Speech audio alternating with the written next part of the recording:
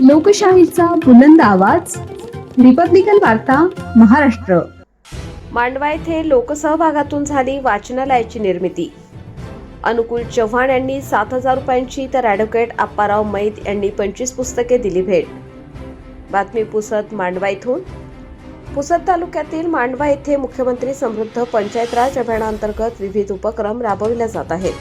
त्याच अनुषंगाने ग्रामपंचायत व लोकसहभागातून डॉक्टर बाबासाहेब आंबेडकर सार्वजनिक वाचनालयाचा लोकार्पण सोहळा ॲडव्होकेट आप्पाराव मैत यांच्या उपस्थित मान्यवरांच्या हस्ते करण्यात आला.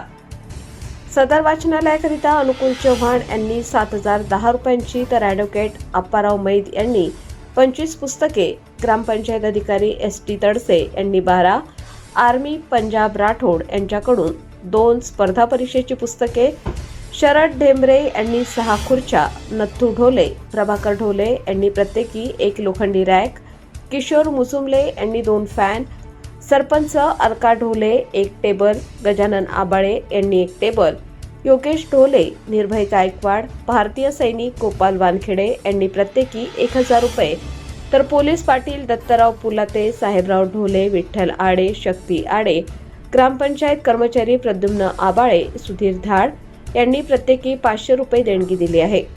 हा कार्यक्रम यशस्वी करण्यासाठी भीमराव ढोले, रमेश ढोले, पिंटू ढोले, दयाशील ढोले, आकाश चौरे, अविनाश ढोले, DK, रवी ढोले, राजू ढोले, वैभव ढोले, आकाश ढोले, भूषण ढोले, प्रवीण काबळे, बारकू वाघमारे, विश्वास कांबळे हे अथक परिश्रम घेत आहेत.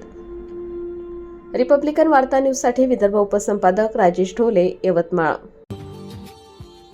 Subscribe now and press the bell icon. Never miss an update.